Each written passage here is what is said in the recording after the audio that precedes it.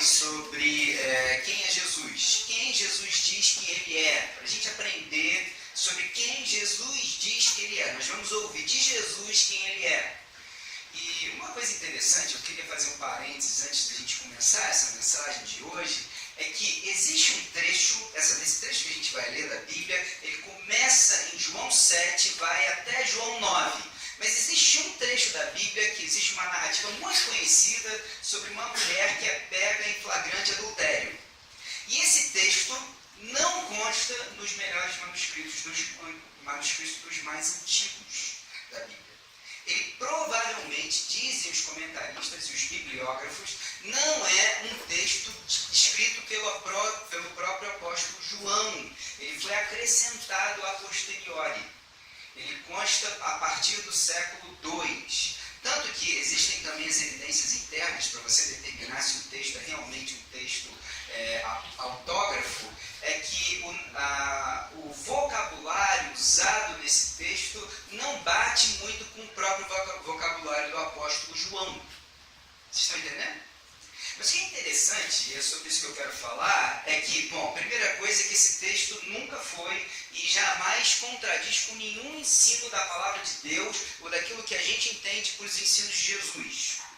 Uma outra coisa é que a maior parte dos comentaristas estabelece que esse texto bíblico provavelmente é ensino oral que existia da parte de Jesus, que foi acrescentado por um copista. Então os copistas passaram a colocar esse texto ou entre colchetes ou com um asteriscozinho, marcando que esse texto provavelmente não foi escrito pelo apóstolo João. Tudo bem? É isso que eu quero dizer. E eu vou usar ele como uma ilustração nesse texto, ele vai fazer parte dessa mensagem. Por quê? Porque eu realmente acredito, gente, que esse texto foi colocado aqui na Bíblia, nesse ponto, para que a gente tenha algum tipo de revelação. Eu acredito que houve um mover do Espírito Santo de Deus para que esse texto entrasse no cânon e que fosse colocado ali para que a gente pudesse ter algum tipo de revelação da parte de Deus. Então nós vamos orar, vamos ler o texto bíblico e vamos pedir que Deus abra as nossas mentes e os nossos corações para entender o que Ele tem para dizer para nós nessa noite. Tudo bem? Vamos orar? Pai amado e bendito Deus do universo, Senhor dos Senhores, que o Senhor esteja agora comigo, esteja com todos nós, abra as nossas mentes, abra os nossos olhos, nos enche de luz, nos enche da Tua divina revelação, nos convencendo do pecado, do juízo e da justiça, para que eu possa, Senhor, falar do Evangelho de Cristo Jesus. Minha parte é testemunhar, minha parte é proclamar, mas só o Senhor pode convencer. Então, Senhor, que agora seja do seu agrado, que aqueles que são seus ouçam da sua voz e sejam capazes de atender a seu chamado. É o que eu te peço em nome de Cristo Jesus, nosso Senhor e Salvador. Amém. Vamos ler então João 8, passa para mim aqui, 8 de 12 a 18, que diz o seguinte: falando novamente ao povo, Jesus disse: eu sou a luz do mundo. Quem me segue nunca andará em trevas, mas terá a luz da vida. Os fariseus disseram: você está testemunhando a respeito de si próprio, o seu testemunho não é válido. Respondeu Jesus: ainda que eu mesmo testemunhe em meu favor, o meu testemunho é válido, pois sei de onde vim e para onde vou. Mas vocês, volta para mim, Luquinha, por favor. Mas vocês não sabem de onde vim, nem para onde vou. Vocês julgam por padrões humanos, eu não julgo ninguém. Mesmo que eu julgue, as minhas decisões são verdadeiras, porque não estou sozinho, eu estou com o Pai que me enviou.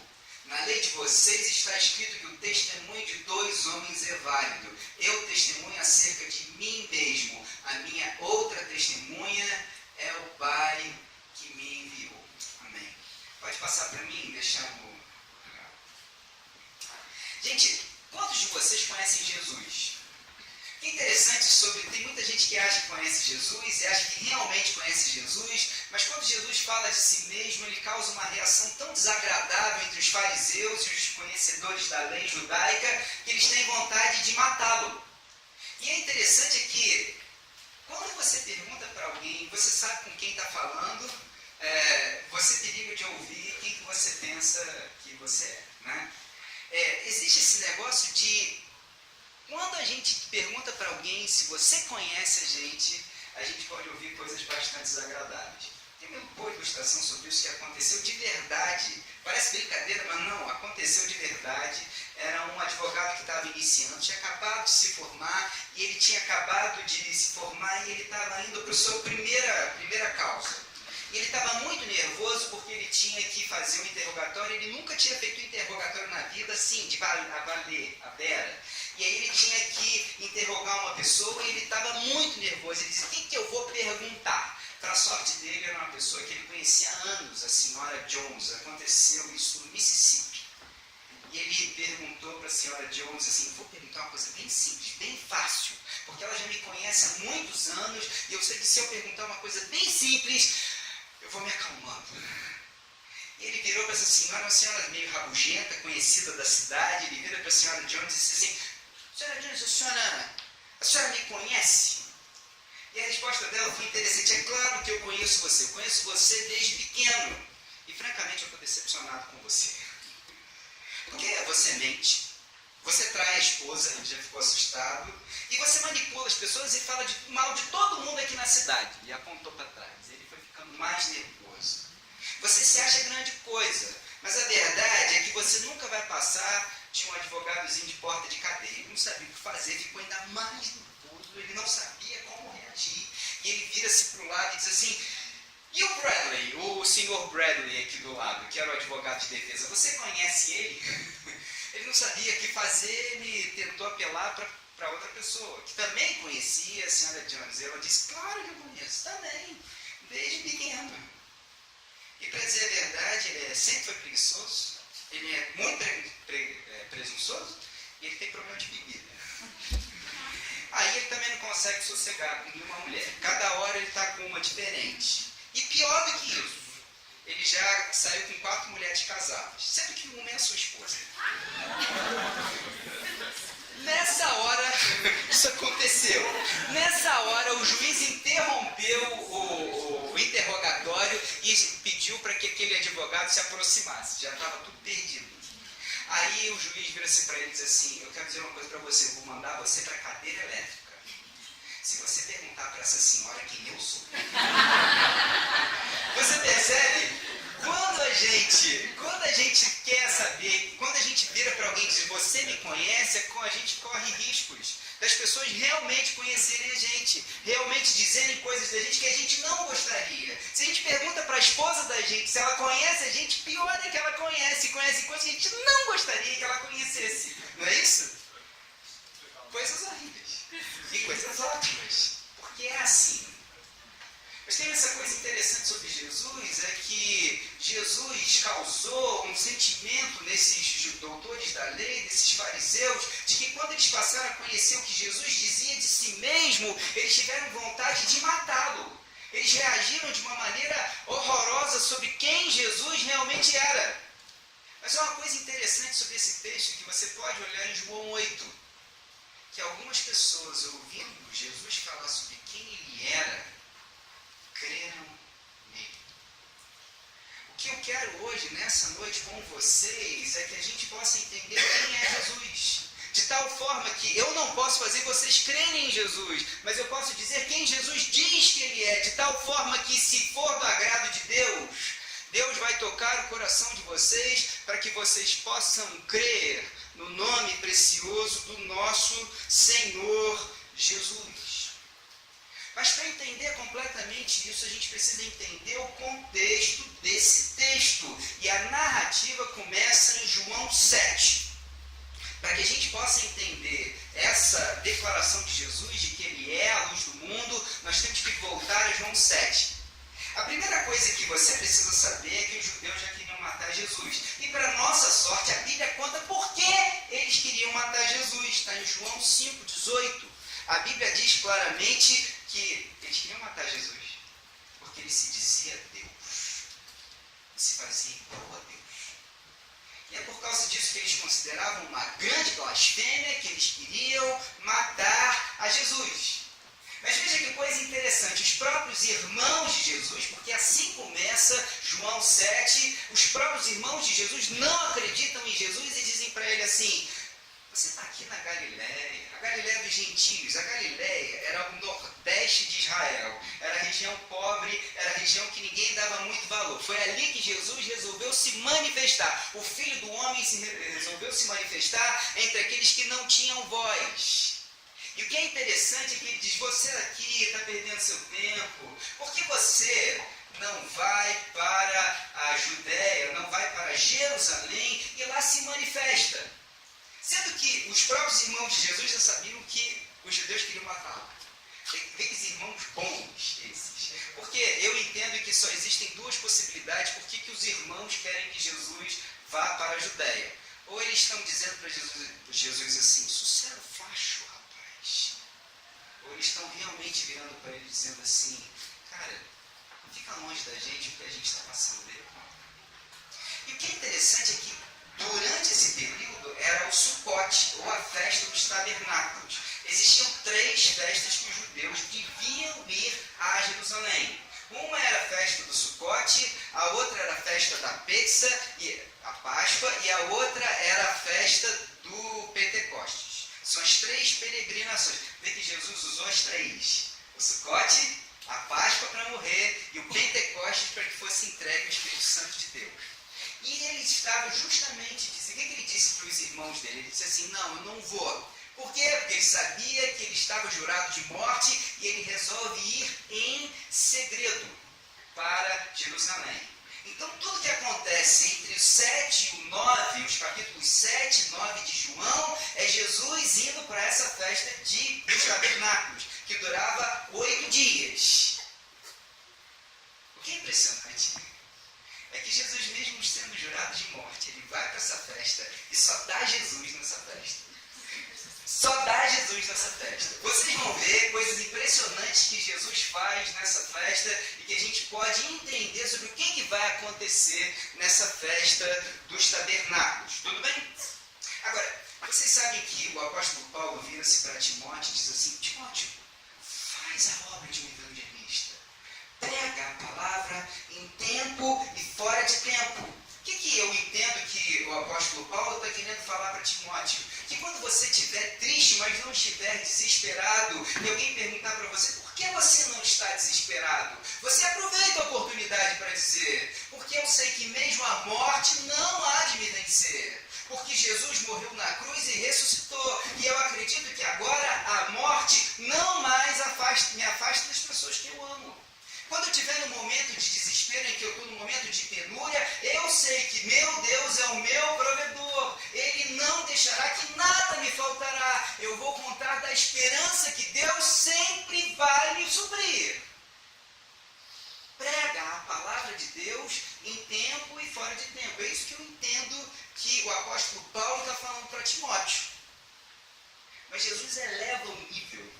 Ele vai num nível cada vez mais alto sobre pregar em tempo e fora de tempo. Jesus usa as oportunidades de pregar até nos momentos mais inconvenientes. Imagina vocês, que vocês estão morrendo de fome, vocês são estudantes universitários, morrendo de fome e não tem um centavo no bolso. Se identificaram?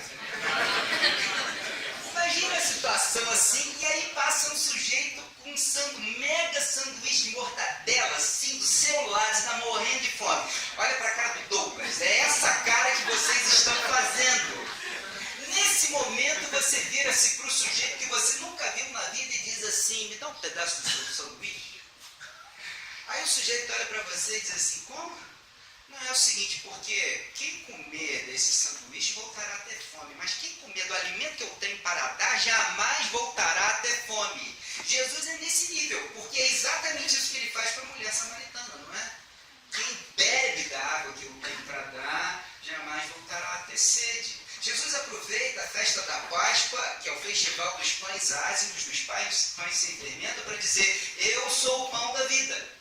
E tem um exemplo lindo sobre o que acontece nessa tal festa do tabernáculo, que é interessantíssimo.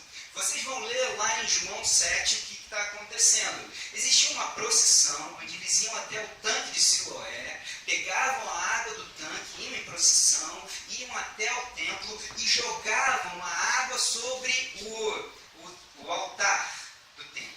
O que é interessante é que isso é uma citação do profeta Isaías, quando a palavra de Deus diz que rios de água viva seriam derramados da parte de Deus sobre a terra sedente. Eles cantavam dizendo: louvado seja o Deus da nossa salvação. E o que esse Jesus, que está gerado de morte, o que esse Jesus, que tem que ficar na moita, o que esse Jesus começa a fazer? Diz o texto bíblico, ele começa a bradar em voz alta: todo aquele que tem sede, vem a mim. Quem crer em mim, rios de água viva do seu interior brotarão.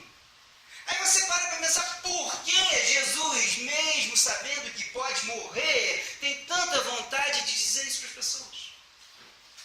Por que ele está disposto a morrer? Para que você, eu e todo o povo saibam que ele é a água viva. Pois você pode olhar para o contexto bíblico, porque exatamente isso está acontecendo. Vocês sabem que o templo hebraico, ele era assim: existia uma grande praça dos gentios, onde ficavam os vendilhões do templo.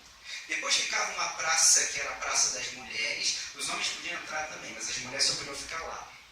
Depois tinha a praça em que só os judeus podiam entrar. E depois era a praça em que só os homens podiam entrar. Depois tinha um lugar que só os sacerdotes podiam entrar. E depois tinha um lugar que só o sumo sacerdote podia entrar. Tudo bem? Mas essa parte, que é a Praça das Mulheres, ficaram grandes candelabros de mais ou menos 20 metros de altura. E todas as noites da festa do Sucote, dos tabernáculos, esses candelabros eram acesos. E dizem os historiadores, Flávio Joséfo, que o templo ele se iluminava e parecia um grande diamante. Vocês sabem que o templo de Herodes ficava no alto de uma montanha e de qualquer lugar você podia olhar para aquele templo. Diziam até que a luz que saía do templo iluminava cada canto de Jerusalém.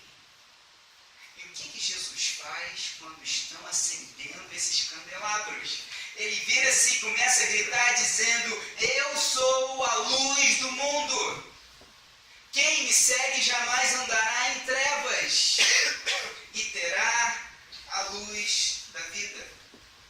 Aqui que eu quero que você entenda, porque é muito importante. Os fariseus entenderam exatamente o que Jesus estava dizendo. Porque Jesus está citando o profeta Isaías, novamente o profeta Isaías. Porque em Isaías 42, Deus está falando do seu Messias. E o que o profeta está falando do seu Messias? Veja o que o texto bíblico diz. Eu, Senhor, o chamei para a retidão. Segurarei firme a sua mão. Eu o guardarei e farei de você um mediador para o povo e uma luz para as nações. A luz do mundo. Para quê? Para abrir os olhos aos cegos, para liberar da prisão os cativos, para livrar do calabouço os que habitam na escuridão.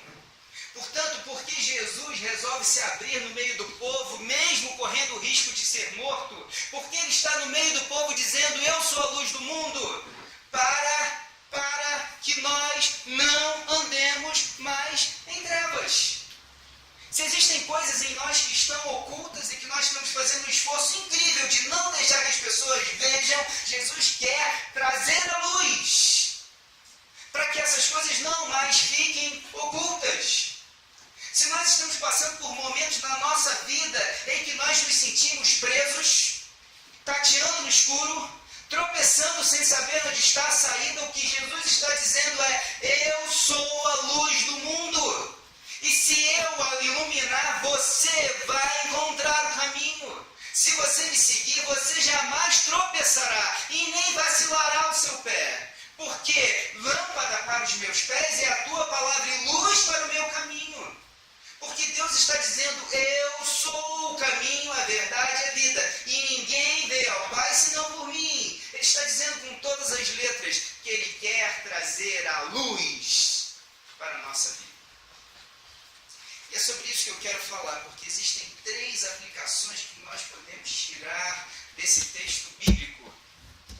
primeira é que Jesus é a luz do mundo, para que você possa ver quem é Jesus. A segunda é que Jesus é a luz do mundo para que você possa olhar para si mesmo. E a terceira é que Jesus é a luz do mundo para que os outros possam ver a luz de Jesus refletida através de você.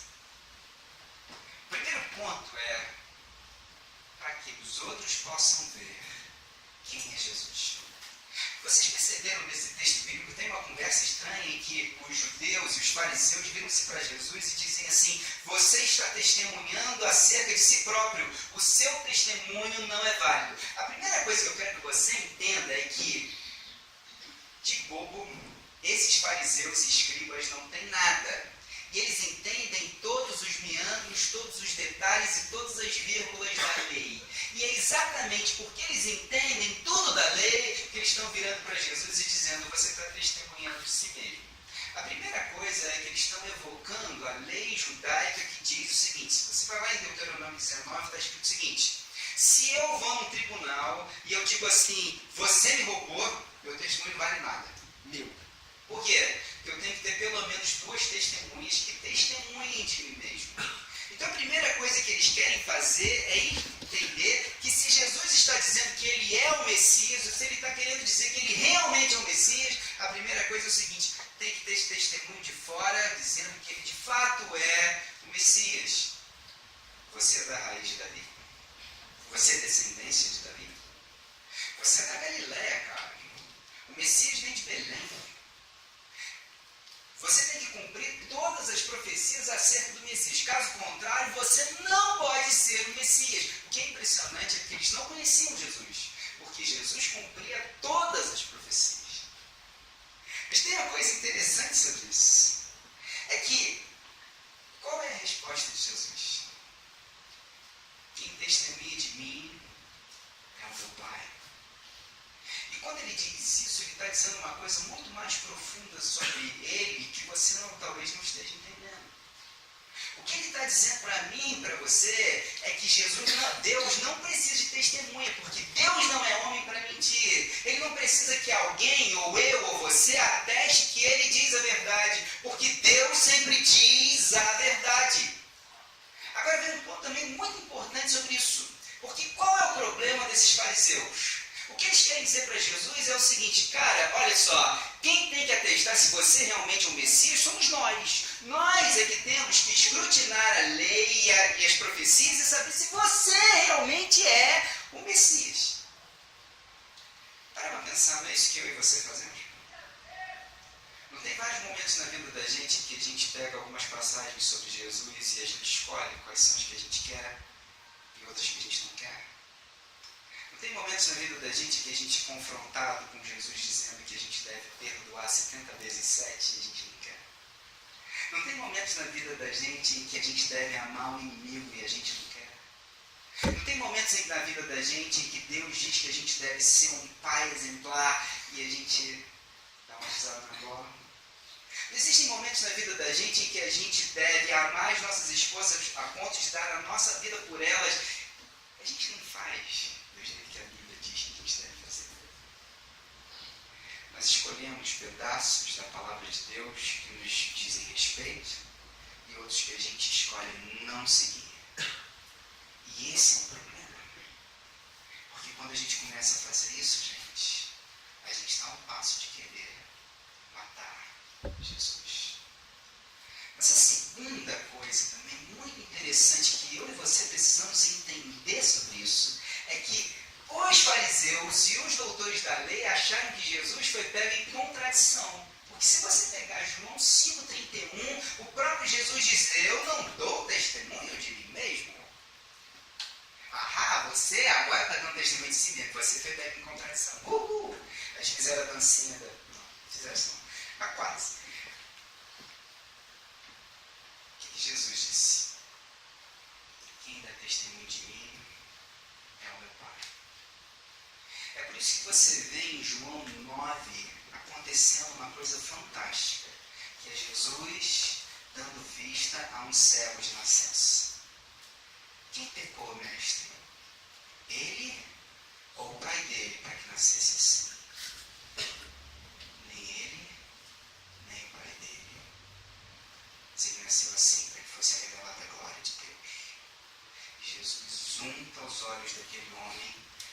chama e diz, vai e lava-te no tanque de Siloé, no meio da água, no tanque do enviado.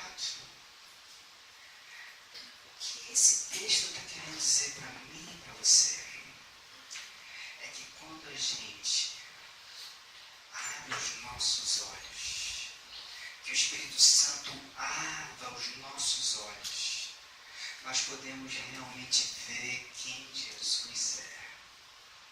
Porque a Bíblia diz que Ele é aquele que foi levantado por nós na cruz do Calvário e morreu levando sobre si os nossos pecados, mas foi Deus que o tirou da morte e trouxe para a vida. E quando Deus fez isso, Ele disse, esse é meu filho amado, em quem me comprazo. E Ele um dia há de voltar para julgar os vivos e os mortos. Sabe, quando a gente tem os olhos nossos, entendimentos abertos para quem Jesus realmente é, coisas que a gente antes não enxergava passam a fazer sentido. Eu não posso deixar de contar essa história para vocês. Mesmo que eu não vá para todos os pontos, eu tenho que contar essa história para vocês, porque ela faz a gente abrir os nossos olhos para quem Deus é e o que Ele faz nas nossas vidas. Queria contar uma história para vocês de um pregador, um missionário que eu gosto muito. Já falei para vocês algumas vezes, o Ronaldo Lidório. E ele conta uma história fantástica. Ele conta muitas histórias fantásticas, mas depois que ele saiu de Gana, onde ele estava pregando aos concombas, ele veio para o Brasil e queria trabalhar com etnias que ainda não tinham sido alcançadas pelo Evangelho. Tudo bem? Tá. E era um lugar muito difícil de se conseguir chegar. Você ia até Manaus, de Manaus você ia até Santarém, de Santarém você pegava um barco, ia até Marauã, de Marauã você se embreava na mata mais não sei quantos metros, e o que aconteceu foi o seguinte, ele levantou sustento, levantou a lancha, levantou uma backpack, uma mochila cheia de coisa, e tinha GPS, e tinha um cantil de último tipo, bota de 7 léguas, igual o cabo de léguas, enfim, ele tinha tudo. Chegou lá para pregar o Evangelho aos índios que ainda não tinham ouvido falar do Evangelho de Cristo Jesus. Chegou lá com guia, e aí estavam eles lá no arraial. Ele foi chegando, né? Foi assim, meio assim, chegando. E os caras estavam no meio do arraial, limpando assim o arraial. Olharam para ele, olharam para o guia, não ligaram, continuaram lá. Ele foi se aproximando, pelo menos ninguém me bateu, né? Foi chegando. Aí ele foi conversar, vai ficar ali uma meia hora tentando bater um papo chato, fazer um conhecimento e tal, foi indo, até que ele vira e se pergunta assim, o que vocês estão fazendo? Ah, estamos limpando aqui o centro da aldeia. Pra quê? Não, é que vai ter culto essa noite. Opa! Aí ele virou-se pro seu guia, para o cara que estava traduzindo para ele, diz assim, peraí, acho que foi um erro de tradução. Ele falou culto? Falou culto, é culto mesmo. Peraí, culto? Vocês são crentes? Ele falou, nós somos crentes, você ainda não? Aí virou-se outro e disse assim, aleluia. O outro virou e disse, a paz do Senhor. Ele disse, eles são crentes, são pentecostais. Aí ele resolveu dizer assim, mas como é que o Evangelho chegou para você? O que aconteceu aqui? Aí disse assim, não, é o seguinte, seu João que veio aqui pregar o Evangelho para a gente. Seu João? É o seu João. Eu queria conhecer seu João. Ele mora ali num casebre, ali perto da beira do rio. Se quiser, a gente leva lá. Levaram ele num casebrezinho, tinha nada. Subiu ali, era uma palafita, subiu, olhou pela janela e viu o seu João, um casebrezinho pela porta, sentado, quase não tinha nada na casa, era uma cadeirinha, ele viu um senhorzinho abrindo a Bíblia, me lendo com dificuldade de si para se tentando entender o que o texto bíblico queria dizer. Para não constranger o seu João, ele deu a volta, foi para frente da casa, bateu. Seu João, veio o seu João atender o Ronaldo Lidório. Seu João, não, seu João, eu vim aqui lhe conhecer, eu sou um missionário. Aí ele disse, Maria, João Maria, Maria, vem aqui, chegou um missionário de verdade. Deus ouviu as nossas orações. Chegou para conversar, chegou o seu João, chegou a Maria, chegaram os filhos. Ele disse, seu João, conta essa história, o que o senhor veio fazer aqui? Por que o senhor está aqui no meio do nada? É o seguinte, meu missionário, eu estava lá na minha igreja, congregava lá na Assembleia de Deus, bem que eu vi que era pentecostal, estava lá na Assembleia de Deus, na conferência missionária, e o meu pastor fez um desafio, disse que aqui nessa região, índios ainda não tinham sido alcançados pelo Evangelho de Cristo Jesus. Eu larguei emprego, larguei tudo, peguei meus filhos, peguei minha esposa e vim para cá. Nessa hora ele olhou para os filhos pequenos e ele pensou de si para si. Veja, eu estou aqui com suporte de oração lá na minha igreja. Eu estou aqui com um sustento levantado. Eu estou aqui com a bota de último tipo, com um cantil, com GPS, com guia. E esse homem largou tudo para vir para cá. Porque ele ouviu o chamado de Deus. Seu João, missionário é o Senhor, não sou eu. Missionário é todo aquele que ouve a palavra de Deus e responde ao chamado de Deus. Mas ele olhou para os filhos e disse assim, todo mundo que é pai sabe como é que é. Você quando é solteiro, ouvir o chamado de Deus é fácil. Quando você é casado, como dizia meu orientador de doutorado, é mais difícil vir um par de Cooper. Você não entendeu, não tem problema. Você vira um negócio de física. Mas depois que você tem filho, você vira um sistema fortemente correlacionado. O que acontece com seus filhos afeta você profundamente. Seu João e seus filhos, seu João, nesse lugar, sem escola, com tanta necessidade. O seu João pegou esse missionário, foi para um canto, virou para ele assim, vem cá, missionário. Foi para um canto afastado, ele puxou, o seu João era baixinho, puxou o Ronaldo Lidó e disse assim, isso aqui é minha herança para os meus filhos. A pessoa só se tem dinheiro escondido na mata, porque a Casé tem nada aqui, como assim? Isso aqui é herança para os meus filhos. Por quê? Porque eles estão vendo o que o poder de Deus é capaz de fazer na vida das pessoas. Meus irmãos, quando os olhos de Deus nos abrem, nós que vivemos para juntar dinheiro para nós mesmos, começamos a rever as nossas verdadeiras prioridades. Quando os olhos de Deus nos abrem, nós passamos a perceber que o que realmente importa não é juntar tesouros na terra, mas é juntar tesouros no céu, que a traça e nem o ladrão podem nos tirar. Eu sempre disse a vocês que o verdadeiro tesouro são as pessoas que a gente ama, que estarão conosco no céu. Foi assim que minha avó me ensinou, foi assim que eu aprendi. O verdadeiro tesouro são as pessoas que estão no céu conosco, que hão de desfrutar da glória conosco.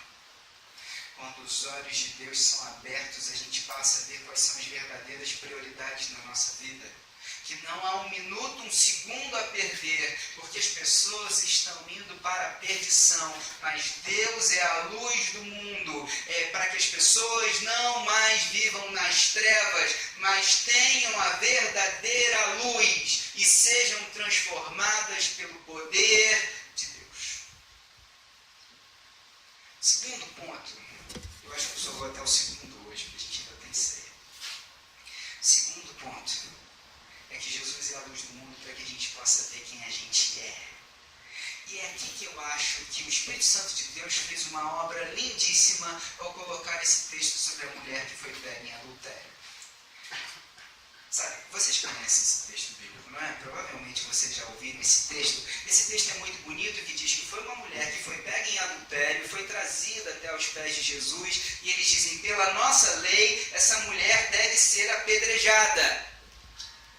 Porque aqui também tem uma pegadinha com Jesus, entende? Porque realmente, pela lei, a mulher deve ser apedrejada, mas Jesus disse que nem um tio da lei passaria, que ele cumpriria toda a lei. Mas ao mesmo tempo ele também disse assim, vinde, aprendei de mim, meu jugo é suave e meu fardo é leve. E nós ficamos, então, peraí, é uma pegadinha, o que você vai fazer? Você não é de todo de misericórdia e amor? A Apedreja ou não apedreja? Que a lei manda apedrejar. Nós, judeus, fariseus, já faz tempo que a gente não apedreja ninguém. O que você me diz?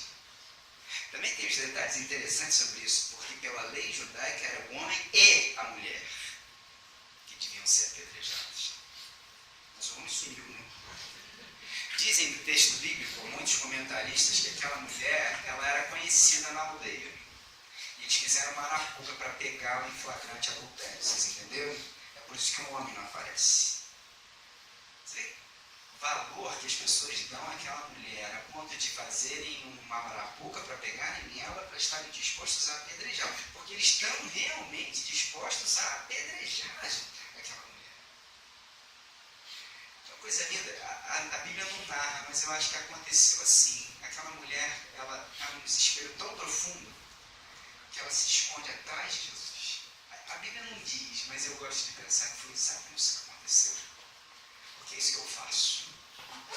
Quando eu vejo pessoas querendo me acusar, quando eu vejo pessoas se levantando pedras contra mim, o que eu faço? Me escondo atrás da cruz. Porque o sangue de Jesus me purifica de todo pecado.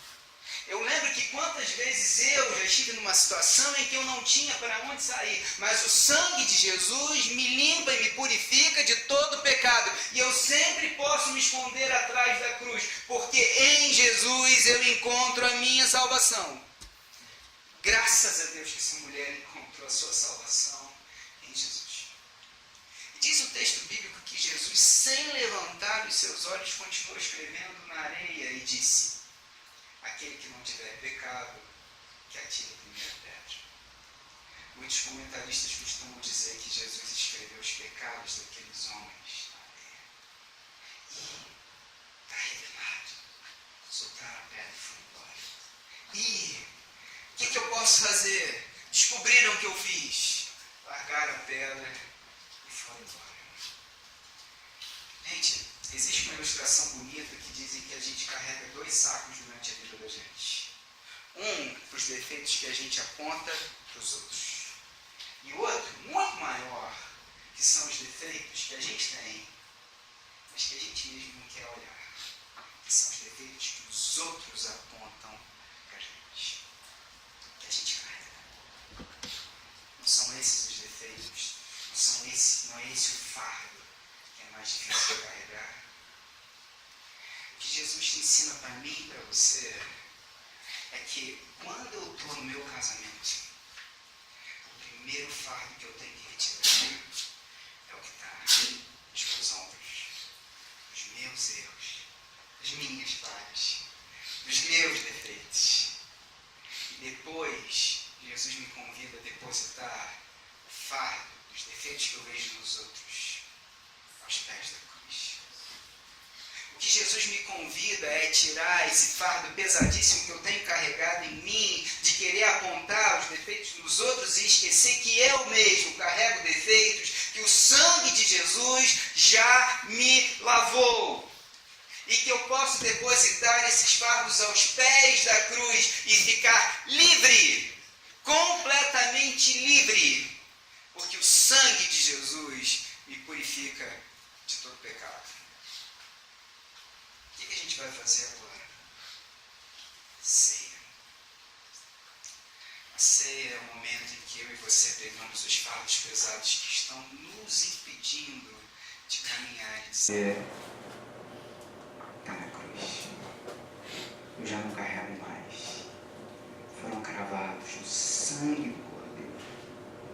E eu não preciso mais carregar. E a ceia também é o momento de eu pegar esses erros, esses defeitos, essas falhas que eu gosto de apontar para os outros e também colocar na cruz. É o momento em que eu viro para o meu irmão e digo: meu irmão, bobagem está brigado, né? Bobagem. A gente está se importando com tanta coisa pequena.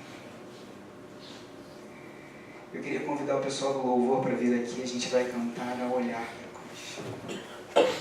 Enquanto a gente cantar a olhar para a cruz, o sacrifício de Jesus na cruz, eu queria que eu e você estivéssemos agora pedindo: Senhor, aqui estão os meus defeitos. os meus erros, o meu fardo, que eu agora coloco aos pés da cruz, que são lavados pelo sangue do Cordeiro, porque agora eu me tornei mais alvo do que a neve, eu não tenho mais peso nas minhas costas, mas agora eu não tenho coragem alguma, de maneira nenhuma, de dizer que alguém também não tem os seus defeitos lavados no sangue do Cordeiro. Estender a graça de Deus para o meu irmão, estender a graça de Deus para os meus cônjuges, estender a graça de Deus para as pessoas que convivem comigo. Nós, como Igreja de Cristo Jesus, precisamos agora virar para cada um de nós e dizer: nós somos corpo de Cristo, lavado pelo sangue do Cordeiro, e agora nós não carregamos mais os fardos dos nossos pecados, porque foram cravados na cruz. Amém? Vou convidar a gente agora a fazer isso, cantar essa música. Se você já entregou a sua vida a Cristo, eu quero convidar você a participar da ceia do Senhor, em que você diz: meus pecados estão na cruz do Calvário, estou livre do peso.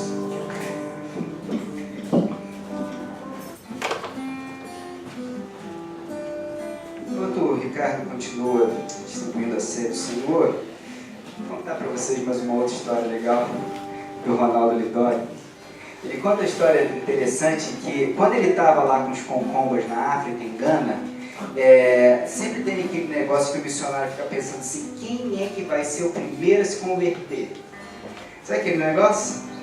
E quando ele chegou lá na África, o feiticeiro da tribo era assim uma pedra no sapato do sujeito. Por exemplo, ele ia pregar o Evangelho de Cristo Jesus e ele dizia: porque Jesus é Deus. E o Mebá, que era o feiticeiro da tribo, dizia assim: Jesus não é Deus não! E ele estava começando a aprender a falar a língua dos concombas e era muito difícil. Uma vez ele disse: foi uma pregação horrorosa. Eu dizia que Jesus não é Deus. Aí eu me confundi. Eu falei: Jesus não é Deus, não!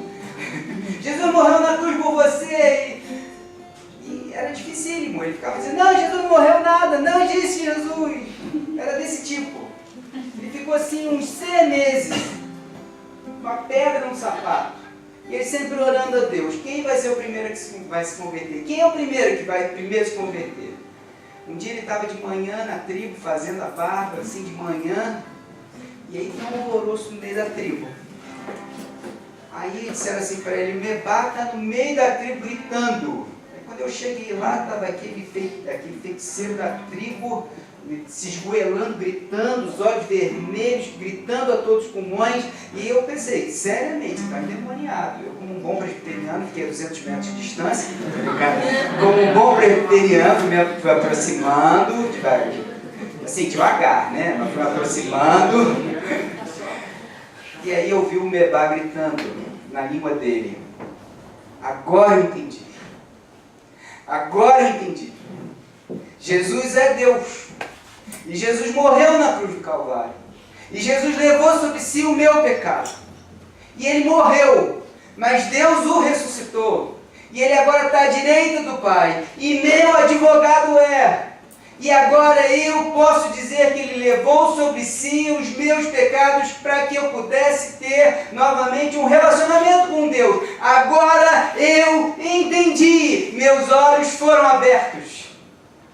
Um homem sozinho, Deus abriu os olhos daquele homem para que ele pudesse enxergar quem Jesus realmente é. Deus que veio ao mundo para morrer na cruz do Calvário por mim e por você. É para isso que Jesus veio. Para que agora eu pudesse estender o perdão e o amor a quem antes eu jamais poderia amar. Para que eu pudesse ser aquele que reflete da luz e do amor de Cristo Jesus. Foi para isso que Jesus veio. Foi para isso que Jesus veio ao mundo, para que a luz dele fosse refletida através da minha e da sua vida. E é isso que ele pede para mim e para você. Para que você agora entenda quem Jesus realmente é.